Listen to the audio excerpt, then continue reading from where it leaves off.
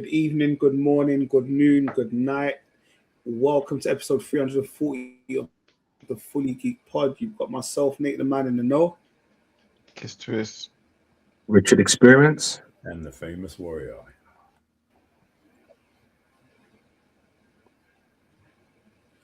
Excellent, excellent. How is everyone? I feel like I'm out of sync with everyone, but I don't watch nothing. We'll get on a bit. No, you're in sync. You're in sync.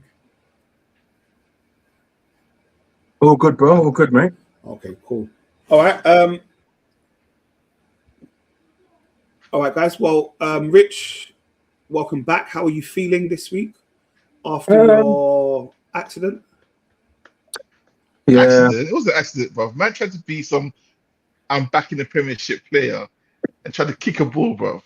And his body said, the survey says no. do you know what? I don't know. Obviously, people don't know what happened. But last week, I was doing some Ronaldo R9 stuff. I was, there was a kids' party in a place called What a Goal or Goals, whatever you want to call it. And it was the kids refereeing the kids' match. And then it was, someone suggested kids versus adults. And I'm like, boy, I've still got Ronaldo Techers, innit? So, You never had Ronaldo's Techers. What are you talking about? Trust me. No, but some of the stuff I used to do when I was younger was live. And do you know what? I even Murphy, said, testify to this, bro. Man don't know. Man doesn't even like football. No, man, I've sold a couple of R9s in JJB. Well, so there you go. So you know what's funny? I said I'm gonna go in goal. That's exactly what I said. And I turned around, and one of the parents already ran in goal, innit? And I thought, okay, cool. Let me just show these kids what it's about. And the thing is, the first thing I did was get the ball, spin. Someone tried to tackle me, took the ball random, and smashed it in the bottom corner. Everyone was gassed. It's like, raw. Is that what you're doing? Yeah, I said, bruv, you don't know when man was younger. Man was Ronaldo. Ronaldo R9. So one second, you're doing this against 10-year-olds, yeah? Yeah, 10. Well, it's about 10 to 12-year-olds. Yeah. Exactly.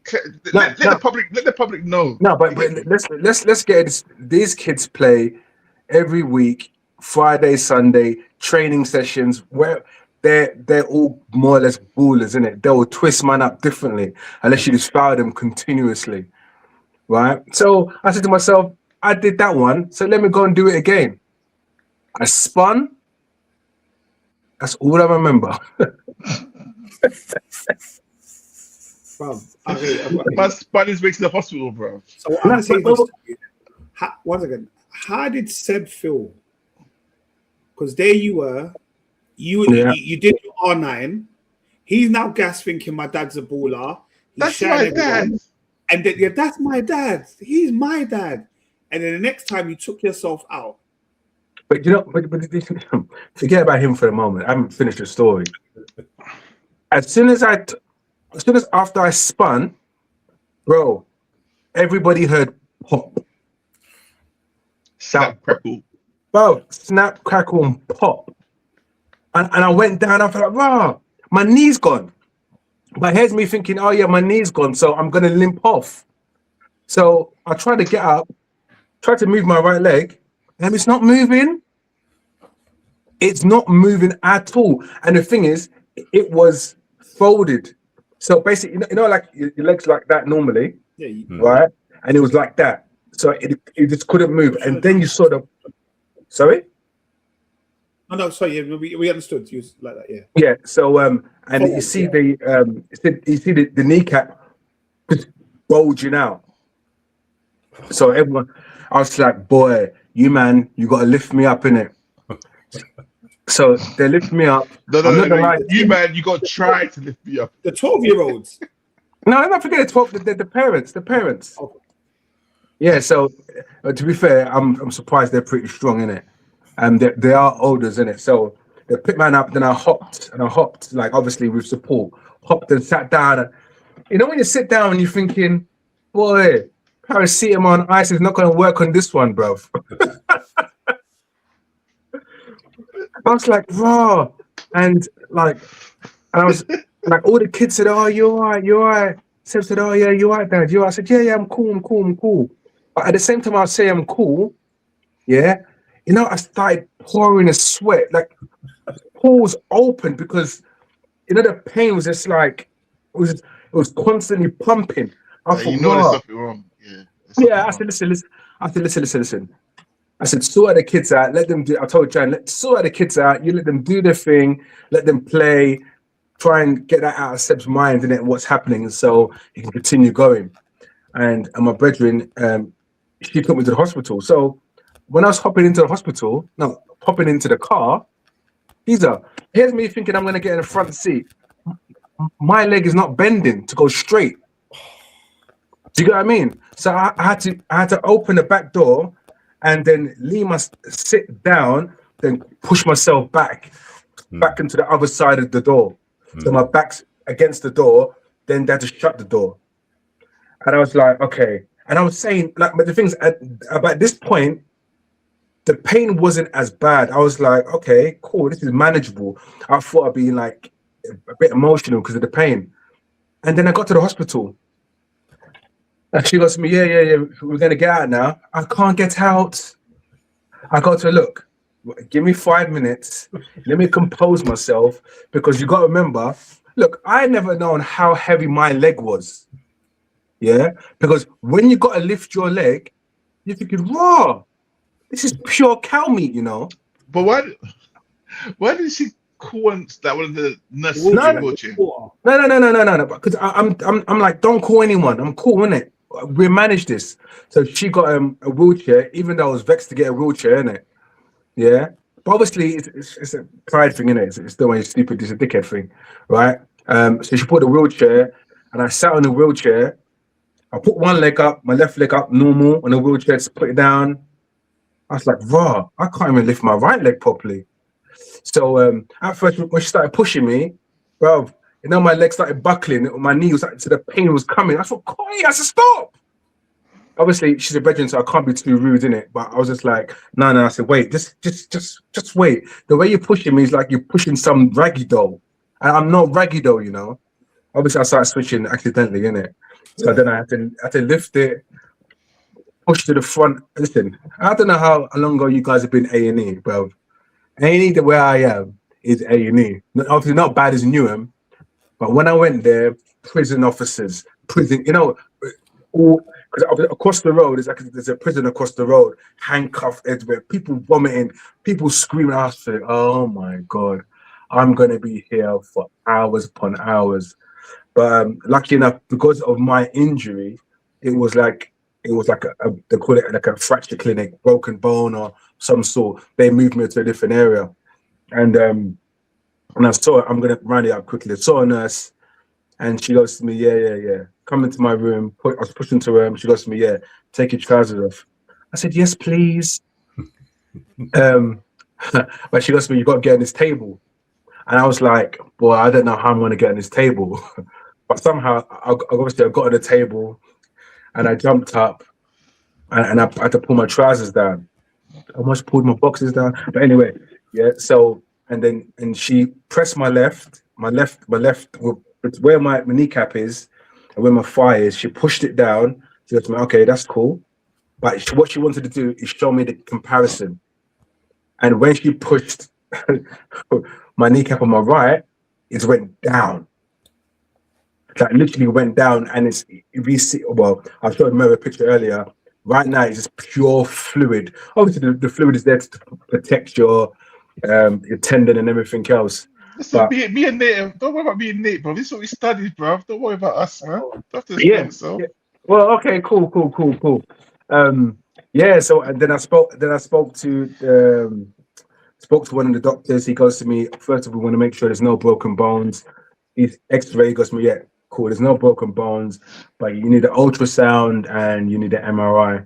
Ultrasound won't give us the exact information that we need, but it'll provide a guidance, and the MRI will then give an exact issue itself. But when I had the ultrasound, they go to me, listen, 70% has been ripped.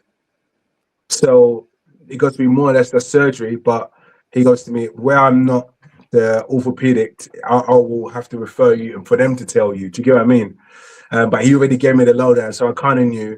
He goes to me, if it was 20%, maybe 30%, they wouldn't suggest any form of surgery. But once you're hitting 70 or even 50, really, 50 and above, it's surgery. 70%, it could happen again, bang. But to me, if I can't even lift my leg up until this day and it's been a week and a few days, like I know I'm going to have surgery. But lucky enough, my son's manager of his team, that's his specialty. He heads up the whole of my area, NHS. And he called me today. He goes to me, yeah, I know what happened, blah, blah. When have you got MRI scan?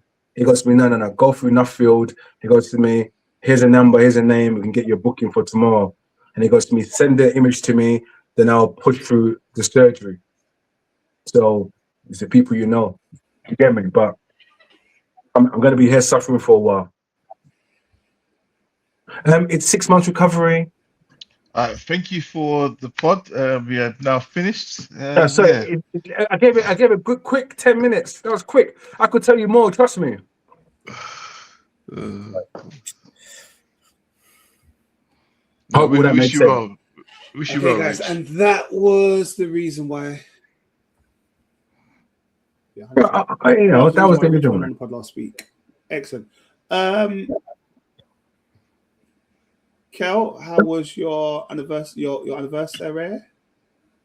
Yeah, it was all right, man. It was all right, to be honest. We both kind of like we couldn't do much because and he's gone on mute. No, he isn't. He's still there. Yeah. Well, can you hear me? Mine's gone on mute. I don't know, Nate. I'm a bit delayed to you, or you hear me? Yeah, no, we didn't do much. We couldn't do much. So a little bit, but yeah. So yeah, we're gonna celebrate properly. Hopefully next month we'll do a proper anniversary. It's just that there's a lot going on. This the missus business and everything. So like we'll do it properly next month, hopefully. Yeah, it's good, man. All right, cool. All right. How were people's weekends? You know, get up to anything interesting? Why can I never think of what I've done on the weekend? Bro, you've been building a garden, bro. Fences and all that stuff. What are you talking about? I've done that today, bro. Oh, is it? Yeah. Well, you started the other day, no? Yeah, but I didn't do anything over the weekend, though. I didn't do it over the weekend. How was the barbecue? Huh? Buy me a barbecue and we have one, innit?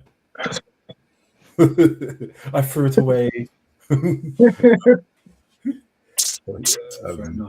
can't remember what I done, you know, apart from obviously watching Spider-Man, but yeah, like that's it. All right. Well, no, I went Reggaeland 2026. Obviously, last year the Richard Experience joined me at Reggaeland, but due to his injury, he couldn't be there this year. But a good fun time was had. Highlights probably, I guess on Saturday you had Beanie Man and Morgan Heritage. Sunday was Vibes Cartel, but we saw Sanchez, Taurus Riley, Cranium, Barrington Levy. Just in general, to be fair, it was like a proper decent little event, man.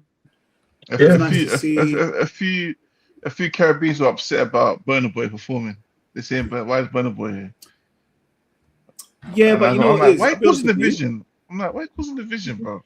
No, but you know what that really was? That was just because the organizers of Reggaeland did a bit of a money run. So basically, they made there be a Friday, and there's never been a Friday before. Basically, they just tried to do a little bit of run, and they could get. Obviously, they got Burna Boy, who is a massive artist within himself, and from what I heard, Friday was okay. It was just because it's not an all-day thing. It kind of starts, say, later in the evening, like the afternoon, evening, whatever. But those that went, it was all right. No, they're not complaining about the days, but they're saying that Burna Boy should, because he's Nigerian, he shouldn't be performing at Reggaeland. Not everyone was saying that, but it was. I think it's more headline. I think it's the fact that he headline, but not that he can perform. He can perform there. But I also think, to be honest, I have a slight issue with reggae. And certain times, is like there's reggae and there's dancehall, and I understand they both come from the same derivative or whatever, but it's a different vibe. Like Sunday was definitely a different vibe than Saturday. Yeah, Sunday was Cartel, which is dancehall. Saturday was Beanie Man, all of that. So it was a bit more. Get me? All right, Beanie Man is dancehall as well, to be fair, but it was a bit of a different vibe on Saturday and Sunday. Do you know what I mean? And I reckon they could have got potentially a different reggae artist to close with Burna Boy or whatever on that day, but it was all right. But the thing is, you go 2 days. Like last year when I went, that one day was sufficient for me. No, you got to go both days, man. Bro, I don't really know how you get that energy. Like, but I think what you did last year was obviously you went to the hotel, and that made it easier for you. But even this year, you went home and you came back. Fully went home, bro. But I'm gonna lie to you. On Saturday, it took me an hour and 15 minutes to get out of the car park. The drive home is an hour and 10 minutes. You know, I saw Side the other day, yeah. And he goes like how the most difficult thing about millennials is that we, in our heads, we're still 21, but the reality is we're in our 40s. Oh, Like, yes, I know. It's like we're stuck in our 20s, bro. So like, yeah. But we think that, yeah, this whole we're going to be young forever. This is what I'm saying. This is why people like Rich hurt themselves.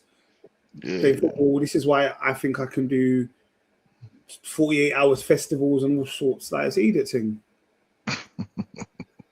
It's definitely an idiot thing, bro. But I'm not going to lie to you. Sunday, I went to my mum's. My mum packed me some dinner. I put some dinner in a little hot thermos flask when I come back. And a bit of a Red Bull. I don't even drink them things, but you know, for that drive home, you just need a little something. Yeah. And to be fair, I didn't drink at all on Sunday either. What Not did you go? Saturday either, but I'm just saying I didn't drink at all on Sunday. But did you go with the same crowd? You went last year with? Yeah. Okay. Yeah. Live. That's all good, man. But yeah, big up the people, the organisers.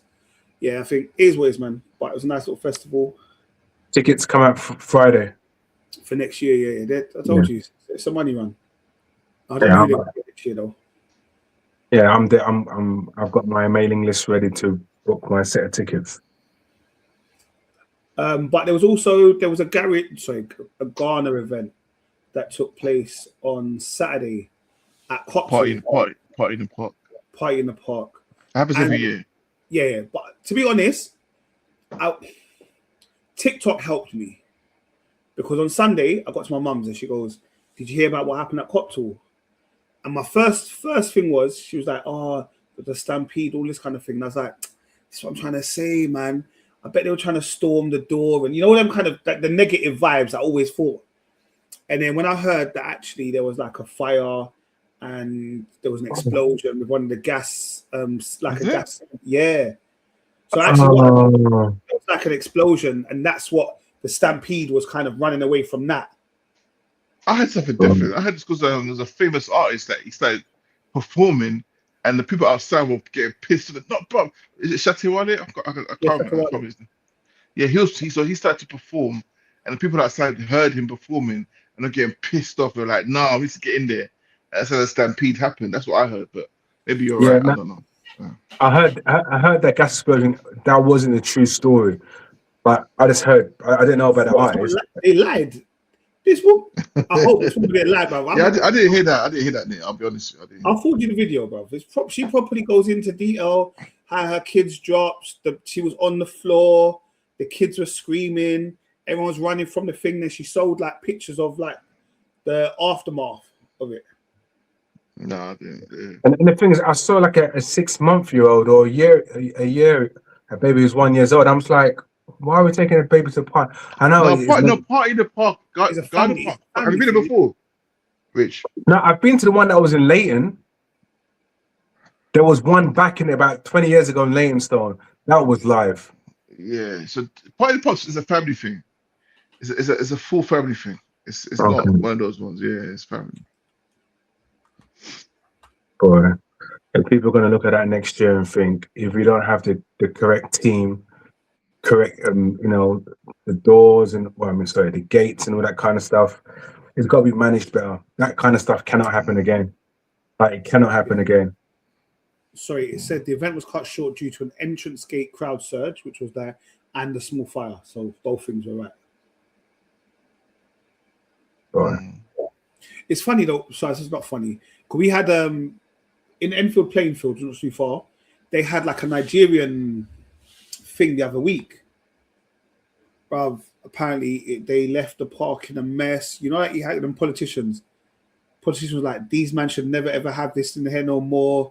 Saying it was supposed to be for 10,000 people, for example. Yeah, he said there was at least 15,000 people in there. They just disrespecting the thing. So eventually, we're not going to have any of these things left. To be honest, I know we don't have ourselves.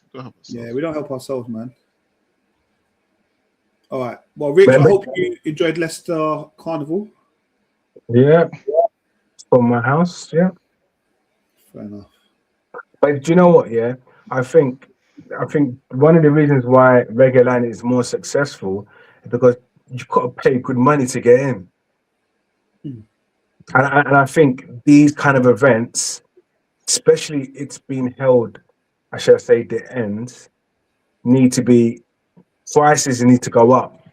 So you're not going to get riffraff who are trying to do, not saying, I know there's a fire, so there's a separate incident, right? But not the riffraff. There's to be like, the gates close at 3 p.m., 2 p.m.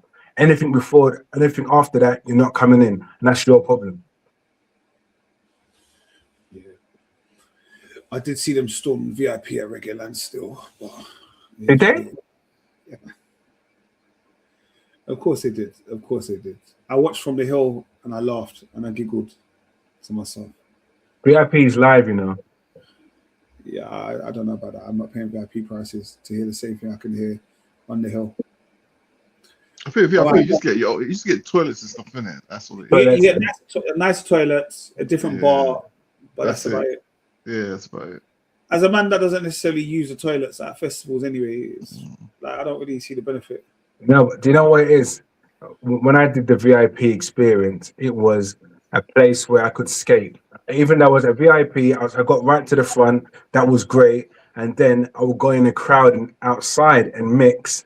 But you know, when it kind of gets too much, you think, you know what? I'm going to chill for a little bit.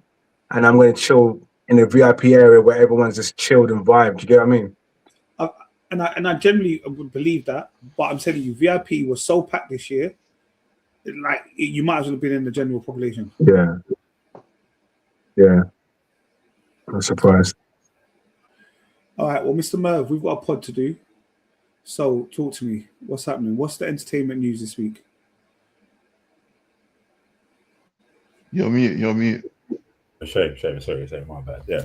So so we had an RIP actor from HBO's Sopranos, Vincent Pastore, who played Sal Bonspenserio, which is also commonly known as Big Pussy, basically, passed away at the age of 80. So yeah, he was one of the crew basically in the Sopranos, like proper like gentle giant basically. But yeah. I saw some comments. Someone called him a scumbag. Obviously, I don't watch Sopranos, innit? So I'm thinking he must have done something bad in Sopranos, and that's why someone called him a scumbag. Yeah, they're all villains, isn't it? Basically, like, you know what I mean? But they're still part of the crew, so it's weird. They're all bad people, but they're still the protagonists. Like, unless we might have been talking about something in real life, who knows? But no. Yeah, you never know. Yeah, you're right. Yeah, man. Yeah, but no, but you know my thoughts on Sopranos, boy. What's that? I said you all know my thoughts on Sopranos, so. And also Italian gangsters in general. And all similar hey. My window's open and my neighbours are all Italians. So shh. Yeah? And the gangsters. Yeah. But the next things we had though, which we kind of saw coming already. Do you know what I mean? Because was basically like the cancellation of the Blade movie, which was done by Mahershala Ali you know, which has been 7 years in waiting for this, like since he was announced as Blade. I think it was 45 years at the time, 45 years old, I should say. Yeah, man, Marvel done him dirty, innit? And he basically just more or less said, he just basically publicly sort of spoke about it, just said like, you know what, Marvel didn't want to do it. Like, you know, to paraphrase, they just didn't want to do it, you know. And man done saw training for Titanfall. Yeah. How long? Everything. Yeah. Pissed. Like, but at least he gets to put that sword into his new film, innit? Yeah. Kevin Feige did mention, I think it was around Comic-Con or maybe before, like he did mention that he just feels like a bit of a letdown, like as himself, as in he didn't have it properly prepared, innit? Because basically they just didn't have a story. I don't think they didn't have a story. They didn't have a story, and they didn't like the scripts. Yeah. And they kept on rejecting scripts. But for me, the fact that you did the whole big reveal, on Comic-Con, pulled him out, said Blade, or named the actor. Like, just say we're going to do a Blade project. You went as far to say this is the guy that is going to play Blade. Yeah. For you not to have a story or anything is weak, bro. It is, and it's they should have kind of followed what James Gunn's doing with DC. Do you know what I mean? So because James Gunn basically I'll say it, because James Gunn basically said like he's not going to announce anything until he's got a story ready. So everything that he's announced, it's already, the story's there. So he's in that position to say, all right, you know what, if you know if Lanterns are coming out, then obviously he's already got his actors, he's got the story ready. He's not going to sort of mention anything that he's not willing to put out, basically. Can we just, as we're on this, can we just see the common theme, like Wonder Man, you know what I mean, Rambo, like all these, you know. Well, when you say Rambo, Rambo. I was confused at first. Yeah. Well, okay, so obviously you were going to allude to the fact that Wonder Man has also been cancelled, yeah. Yeah, season 2. Yeah. Wonder Man season 2, I was a little bit like I wanted there to be a Wonder Man season 2, and obviously I heard that contracts were signed, all of that kind of stuff, and then they kind of pulled the rug from underneath their feet. And I don't know if that's a budget thing or what that's about. But I thought Wonder Man, I know some of you didn't necessarily like Wonder Man season 2, Wonder Man, but I felt that it could have gone for a season 2. But then I'm also saying a lot of the MCU TV series don't have season 2s. Yeah, like which ones? Like the only ones that actually did have season 2 was Loki, Daredevil. Yeah, and Daredevil was a separate one, I would say. What's the other one where her kids? WandaVision. WandaVision. They haven't had season 2 of that yet. Yeah, I didn't have a season 2 of that. No, I think their season 2 is actually going to be, what's his name, isn't it? Visions. Yeah. Vision Quest. The one with the deaf girl that didn't get a season 2. Yeah. Echo didn't get a season 2. I feel like that was dead though. Echo was dead. Yeah, I know. I feel like such an un-nerd here. Yeah, even my man with the bow and arrow didn't get a season 2. There's loads of them that didn't get them. Man didn't deserve it. Some of these shows don't deserve a season 2 anyway. So it's okay just to stop them where they are, and instead of going to season 2 or 3, it's like. But that's what I'm saying. No, but that's what I mean about Wonder Man. Like, did it fall? I can't remember if did it end on a thing like we're definitely gonna have a season 2. Do you know what I found interesting about why I wanted a season 2? Because that's when he kind of, I swear he flew up into the sky, and I was just curious. To see more at the end, it wasn't, even though he was getting angry and he's kind of like, so to say, hulking out a little bit. But I'm thinking, where do your powers? How far do they go? Do you know what I mean? And I was curious to see. Maybe this one was a bit grounded, obviously, just him and Sir Ben Kingsley. But I wanted to see where it was gonna go. I mean, like I know a lot of people didn't like it anyway and stuff. But where the thing is, you know what? Where the hell could he have gone? That's my thing. Like, where could he have gone? I know this is like in the past, and we had this conversation already. But I think knocking it on the head and having a season 2 is not required. And I think that they've done the right thing. If you want to put him into a film briefly, then great, with other superhero characters. But him having his own solo, like Marvel, we know Marvel messed up in loads of these TV shows. They messed up massively. And this is the reason why they're thinking, oh shit, we've done this wrong. This is bad. Look at the fans, and the reaction of the fans on all these TV shows that we put together. They're not good. They're unacceptable for what, from a Marvel perspective, from the end game aspect of things. Do you get what I mean? Did Miss Marvel have a season 2 as well? No. Nah. Yeah, I think it is. I literally think it's low key. What if? Yeah, and what if? Something else. And what if? I wouldn't even count what if. To be fair, what if you could? It's animated. Isn't it? You could do, yeah. Yeah. It's just people like doing the voiceovers and stuff. So it's a lot. The medium's a lot different. But no, it's true. There's not a lot. Even like from the earliest ones, like I don't think One Division required. Not One Division. Yeah, One Division it required season 2 because it was that good anyway. I think it ended quite well. That went straight into Doctor Strange and the Multiverse of Madness anyway. So she was already in there. But also, that's why that's more likely to get season 2, which we're already aware of, because it led into something. And even if it doesn't have a season 2, that's sufficient because it led into another film. All this stuff that we're doing, they're not leading into anywhere. I was surprised that they didn't have a Falcon Winter Soldiers season 2 because I like that. Yeah, but I think again that because that went into the new Captain America. Yeah, which didn't do so great. No, but you know what I mean, and that's what I guess what you're saying, Rich, is right. If it's a bridging thing, like if it's a bridging thing, like to bridge something, like you could say One Division had Agatha all along, which was kind of like a spin-off. Yeah, but it wasn't a direct sequel. Echo was kind of in between Hawkeye and that. So I think what you said is correct. If it's not leading anywhere, and I guess that character wasn't going anywhere. Yeah. But to be honest, I also thought about She-Hulk. Like, She-Hulk hasn't had a second one.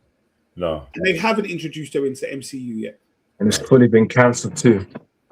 Yeah, that was cancelled. Yeah. And Moonlight as well, isn't it? Moonlight never got nothing. Yeah. Do you know what? And there is a pattern because obviously, like, I think most of these sequels, the series came after, like, basically after Endgame, isn't it? COVID, like, well, during COVID or post-COVID, and it's like, have the series really knocked out the park? Not really, apart from One Division. Yeah. Like, is there Loki really? Yeah, Loki was. Loki was good. Yeah. Apparently, you need to know Loki to like watch it again to understand. Yeah. Like, have they really invested in them as much as they have done the films? Because they're not really. It's like, are they really needed, isn't it? To be fair, to just go into the next phases or the next films, basically. Because I think there was a time that just like just dishing them all out at one time, and it was just too much. Yeah, but the reason why they did a lot of that was because of the Disney Channel that was coming out. Disney Plus, yeah. Disney Plus was coming out, and it's just like, how are we going to fill up Disney Plus? Exactly. And that's why they put loads of. Obviously, that was the merger as well. So the merger came, and it's like, boom, do all these TV shows. You know what, you're right, Richard. You know what, you're right. When Disney Plus came out, just to give people an incentive to get on Disney Plus. Yeah, we're having all these shows, all these TV shows. That's when Bob Chapek was running Disney, basically, and he basically just said, like, just put all these Marvel TV shows, and then when Bob Iger took over, he basically said no. That's why I've noticed that there's a lot less TV shows than before. They're just spread out. Yeah, because he said no. Let's give out quality shows rather than just. But you also got to say that, Merv. They slowed that whole train down. Yeah, not just the TV shows, the films, everything is slowed down. Yeah, that's what Bob Iger said. Slow it down because there's too much coming out at one time, isn't it? Black Widow, like everything was coming out. Yeah, people were just like, okay, another Marvel film, give it a break. You know how long we waited for Endgame and all that Infinity War. That was a worthy wait. But you know, and I'll bring this up at some point later on. Yeah, you see, Endgame and Infinity War. Yeah, obviously they are amazing within themselves, whatever. Yeah, like groundbreaking. Look, we started the pod after watching Endgame. Yeah, was it Infinity War? I can't remember which one we started on. I think it was the Infinity War. Yeah, it was Endgame. It was Endgame. Yeah, that's when we started the pod. Yeah, but I also like to say it's like a gift and a curse for MCU. Because since that, anything we watch in MCU is always directly comparable, or we always compare it to that. Yeah. And it's like and it's like there's nothing that MCU can do. So thus far, that's given us that kind of feeling. So therefore, we now just think everything in MCU is whack. The bar's high, isn't it? The bar's high, and not only that, you had the main characters as well. Like you had your Iron Man, Captain America, Thor's still in it and stuff, but all the good, like Hulk, all the good ones basically, isn't it? But you know, yeah. So and that's probably why they're bringing back Robert Downey Jr. and Chris Evans, because they knew what sold basically, but still worried. Yeah. Like I said, we'll obviously close to the time we'll talk about what's going to happen later on with the Avengers. All right, guys. Merv, trailers. There's been a few of them. Yeah. What are they? So we had Jumanji Open World. So this is going to be like, if technically the third one or the fourth one, however you want to put it, if you want to start from the Robin Williams one. But yeah, this is like basically the avatars coming into the real world now. Like, you know, so they they're bringing Jumanji into the real world. Yeah, I like Jumanji, like the thing, but I'm wondering, is this the last one, and is it going to be too stretched out? Like, what different can you do after this, basically? Totally honest, I watched the trailer. I then realized I don't actually think I've watched any Jumanjis in its entirety ever. Well, even the Robin Williams one? I don't even think I watched that one. Oh wow! Yeah.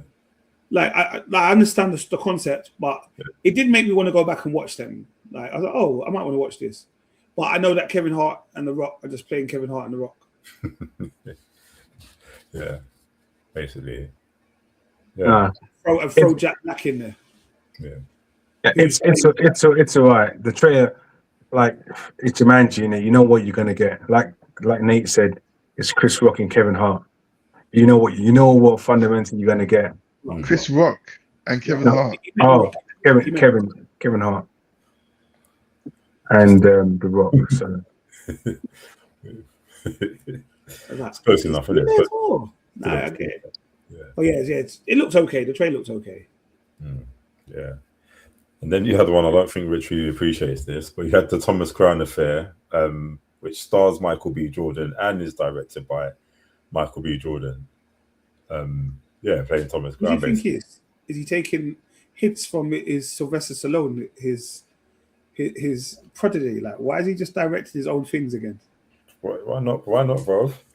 Yeah, I mean, that's what you need to be. You need to be a director, still be executive producer and all that stuff. It will be in control of what he wants on screen now, isn't it? You know, I can't remember who it was, but there was a black actor. I do remember his, but I can't remember his name. He's British, black British actor. He's on a set of Mission Impossible. One of the Mission Impossible was with Tom Cruise, and he asked Tom Cruise, like, what keeps you in the film industry for so long? Like, why are you in the film industry? Like, what keeps you in there? He goes, you have to know everything. You have to try to learn to be a producer, to be a director, to be everything behind stage. Like, what are they doing behind it? Like, what's going on backstage? What's going on in the editing? What's going on? You have to try and understand and learn those things. And once you get all of that, it becomes exciting. It's always something new that you have to do and stuff. And he goes, he recommends for any actor, don't just be an actor, unless you just do it for money and blah blah. That's fair enough. But he's saying like he has a real passion for it, for film in general. So it's good to know all aspects. So it's good, man. Yeah, it's a good thing for him. Yeah, definitely. Yeah, but I don't know. I don't think I've seen I know there's been the Pierce Brosnan Thomas Crown Affair. I don't think I've seen that one. I know there's one before that as well. But, there was the 1968 one, which was done by Steve McQueen, and then there was the 99, one which had Pierce Brosnan. Yeah. I ain't watched any of them either. No, neither have I. But what did you think of the trailer though? Yeah, it looked. You know what it was? Obviously, it's a kind of heist type thing, and it was a little bit Bondish, like not bondage, Bondish. Like. We knew, but like, so I don't know, man. You know, like them man are never going to be Bond in it. So when they want to do their own little thing and dress up in suits and do crime and all them things, there, like I'm here for it. Yeah. No, and it may be that I watch the 2027 version first, and then go back and watch the other ones. Yeah. As not to be able to compare. You know how you were comparing that series you were watching with the old film that you'd watched. So I don't want to try and compare it. So I'll just try and watch the new one. Yeah. And the next one we had, speaking of basically executive control, what we were just talking about is Children of Blood and Bone, basically. Like this is like a essentially all black casted program. I don't know what it's about. I've never read the books and stuff or anything. My missus is going on about it. She's read the books, everything. You know what? I had no idea what this is about. Oh my gosh! Yeah, I had no idea. I had no idea what this is about, but the trailer did get me hooked. Like, it looks really interesting. It's a kind of fantasy adventure. I started the book. I'll be honest with you. I started the book, and the book didn't grab my attention. That's better than saying grip me. The book didn't grab my attention as much, so I may go back to it because that was the whole point of me reading the book, because I wanted to read the book prior to the film coming out or the series coming out, whatever. Yeah. Some women are in, but I look good. Yeah. No. I mean, I don't know much about it as well, but it's writing and raving about it. But the author, the writer of not happy. Not happy. She's not involved in this. I think she was initially. And then it all kicked off, and she was nothing to do with the film, nothing at all to do with it. So she's getting money for it, that's for sure. Well, this is it, and this is what I was talking about. Like, I guess like with Michael B. Jordan directed. Like, obviously, like, don't get me wrong. Sometimes you just want to be a writer. Sometimes you just want to be a director. But sometimes you want to be all. You want to be the writer, director, producer, executive producer. Like, you want to be the person that is making all the decisions. And I think, unfortunately, when you have something like this, when you have your passion project, you know, it probably must have been a passion project for what's the name? Close to her heart. Yeah. So it must have been a passion project for him, and it's good. Got a good premise. Make it into a film. But maybe just not understanding the depths of once you put your screenplay to a film production company, things are just constantly changing. From the minute that you sign that contract, there's going to be small things like, you know, we can change this, we can like, there's so many things where actually it's like you start to lose all creative control, you know, which is sad, isn't it? And it's like, so, and I think sometimes where, you know, there's loads of creators that have done sort of books or whatever. They've started something and they've, you know, basically worked with these big massive distributors and stuff, and they're just like, this ain't for me anymore. I'm walking away from it because you changed it. Yeah, but I do think, I said this. Sorry, Rich. This will help her in the long run. You will have people that will watch this film that will go and want to read the book, that will go and purchase the book, that may watch it and then say, actually, has she got any other books? There's lots of positives about it as well, though. Yeah. Like I heard some people saying that it's supposed to be based in Nigeria or whatever. There's no Nigerian actors, all them kind of things. But I just think that's the interesting. Or they mean like Bollywood. They mean proper Nigerian, like Nollywood, not Bollywood. So Nollywood. That's the name. Sorry. But you know what? It's a weird. It's such a hard thing because actors have got acting. The whole point of an actor, whether you agree with it or not, they get to be something that they're not, you know, and they stretch the limits of what they can do. And sometimes it might be a case of, look, I may not be a Nigerian, but I'm a black actor, that will step into that role. Obviously, the Odyssey got a lot of backlash for this, isn't it? And I was about to say that. Yeah. What's it? Gods of Egypt, like things like that, just get a lot of backlash when actors are they're clearly don't look anything like their what it is on paper or anything, or the culture even. But it's just like, and yeah, it's look, Hollywood's a money making machine, isn't it? Because technically they could just go to these countries and be like, look, let's find actors here, let's train them, whatever, to a good like whether they're standard actors or not. But it's like, are these unknowns basically going to make their money? But the thing is, though, Merv, like obviously I missed last week, but like the whole announcement about the new Black Panther and the uproar that he's black and British, and I'm like, bro, it's a fantasy character. It's not true, guys. Relax. There's no real Relax. No, it should be Black American. Why have you got this African British guy playing this role? No, he doesn't represent Wakanda. Wakanda's not a real place. But this is where you get internal racism, isn't it? Yeah. It's what I'm saying. It's deep, man. It's like we're not doing ourselves any favors, you know. No, I know. But I do think in regards to when you're making films, based in, for example, Nigeria or wherever the story is based from, there should be a percentage of nationals from that country, of actors in that film. At least I think a ratio maybe of 40-60. Yeah. Because if you look at like you mentioned all those other films in the past, so you mentioned all the films just now, like there has to be a ratio because it's culturally based in that country. That's the thing. If we're doing it for one, they have to do it for all. Do you know what I mean? No. I'm saying that's how it should be. Like literally. I think you're right in aspects, but I think the fact that culturally, I don't know if it matters because they're quote unquote all black actors, isn't it? So it'd be an all black cast, whether you're from north of Africa, south of Africa, the Caribbean, Americas, Britain, like you're all black, so you can. It's not culturally insensitive in that sense. Yeah. If you had gone to Russia and you was basing this in Wakanda and you had got all the Russians playing the Wakandans, then you get me. I hear it, innit? Like totally different. Yeah. There's gonna be things where you can, I guess, race swap, and it's like really and truly, are you making it a thing, or does the story actually even care about the person's race? Isn't it? Whereas obviously you can't put a white person to play T'Challa. It's not happening. So it has to be appropriate. But yeah, it's weird. And I feel something like this where you've got literally all black actors. I mean, yes, they are A-list whatever actors as well, and they're famous and stuff. But they're also, like I said, actors got to act in it. But I do think it would be nice to start actually using all that money and resources to go out to these countries and be like, let's find some unknowns. But again, I don't know. I guess a lot of films these days, the actors sell the films, isn't it?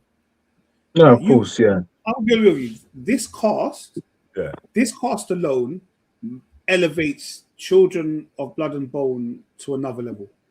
Of course, yeah. Straight away. Yeah. Damson Idris, Viola Davis, Cynthia Everett, all of these people, Idris Elba, it takes Lashana Lynch, it takes it up to another level straight away. Yeah. I had to literally pause it and rewind because I think, right, there's so many people in this. You know what I mean? Like, yeah. No, but I hope this will happen. I hope it's good. Yeah. You know what? It reminded me of like Black Panther and that film in the background, Nate, that you've got there. Woman King. I felt like it was a match in between. And I thought, okay, yeah, bring it out. Yeah, let's just celebrate either way, man. Yeah, standard. Trust me. It's even got Bookie in it, you know. Do you remember from that TV show, the film, the one that thingy directed, Kel, Bridget? Oh, Tweezer. Yeah, you remember that film, Bookie, the one with where she. Oh yeah. The woman, the main actress, Bookie, she's in it as well. Okay. I'm just Yeah. And the last trailer that we had just came out a couple of hours ago was speaking of Mahershala Ali, I think this is obviously what he went on to do anyway, because just waiting around for Blade. Do you know what I mean? But it's a film called Your Mother, Your Mother, Your Mother. Yeah, I don't know what this film's about, but it looks like he's basically lived with his son. His wife died, and yeah, like I think he might be some sort of, I don't know if he's like a soldier or something. It seems very Islam influenced. Yeah, as well. But yeah, man, it caught my attention. Obviously, with Mahershala Ali in it. So, did any of you else see the trailer? Not all of it. You know, again, a massive. Yeah, go on. No, I was gonna say, you know me, I don't watch trailers to the end. I just watch the first a minute of it. Then yeah, but from what I saw of it, it looks okay. Mm-hmm. Yeah, so I watched it as well. Go on then. I was just saying who else is in the cast. It's got Giancarlo Esposito, who's in everything. Yeah. John Cho. Like, it's got a decent, like, because I think that makes sense. A good cast, man. Yeah. 100%, Did you have anything else to say, Rich, apart from you watched it? No, I was just going to say it's definitely something that when it drops, I'll definitely be watching it. It looked alright. It had substance. So yeah, I'm intrigued to find out more. Yeah. I think he's a hitman. Okay. Ex-hitman or something like that. I don't know if you could be an ex-hitman. You're always a hitman, isn't it? Yeah, it's true. It's like you can never leave this life. Something will happen, man, and you have to revisit your old self. Yeah. I'm saying that definitely a problem. That happened. What's that film called? I can't remember what it is, but anyway, don't worry about it. Equalizer. No. Let's move on. I haven't even tried it. My mind's been straight to Equalizer, isn't it? Like, all right, cool. All right, guys. I said I was going to start watching it and haven't, but I will openly say to you guys that I hate this shoot with the utmost disrespect, and that is Kanan. So this week we had season 5, episode 7. I think this is the penultimate. Is it penultimate? I don't know. Sorry, yeah. Penultimate Literally titled the penultimate episode as well. Like, okay, cool. All right, guys, raising Kanan. I'll leave you lot to it. Let's go full on spoilers of this, baby. Boy, listen, another massive episode. Listen, every single one has been massive, you know. Yes. I'm so surprised how, like, especially a season finale, how every episode has been. There hasn't been one episode where it's just been a filler. Yeah. And obviously this episode kind of hit everybody's heart because, you know, our main man Marvin was obviously executed by Kanan. Yes. In the church. Well, that's what I'm saying. This guy straight. First of all, I want to say, Rich, I missed you, innit? I missed you talking about power. You had to leave me to do it by myself. So I'm glad you're here. Right? It's like, yeah. We'll go on. And obviously we've significantly jumped because Marvin was the big thing. Obviously other people died in between the episodes, but the whole Marvin and him going to war, looking for Lou's murderer and finding out it was Kanan, and then him going doing shootouts, and you know, like Kanan in my head, I don't know. Look, I don't live in America. I don't know what goes on, like the real life. I say real life gangster versus what we go through here, right? But he's the whole thought process and people telling him, I don't want to see if you're loyal or not.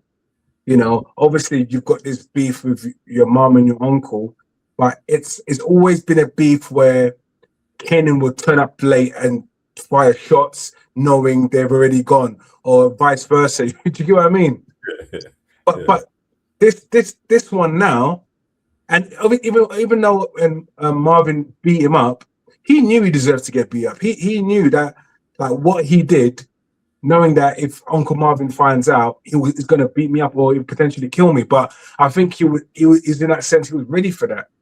But it coming to this stage where Marvin, obviously, you know, if he's about to call EastEnders, you know, with Power, you know when someone's going to die because they do a little monologue, they show the individual more in the pre-trailer or the recap, and then it's more huggy moments. Then there's a part where he puts money in his suitcase and writes a letter.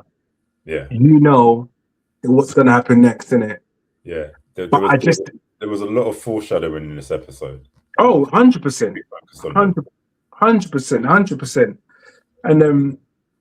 And just when he went, and the thing is, I didn't think anything would happen in that particular scene when he walked into the church, provided a suitcase or briefcase to the priest and said to the priest, look, if I die, if anything happens to me, give this to jukebox, make sure nothing goes missing, but here's some money for your time and appreciation that you've done for me for the last the whole couple of seasons, right?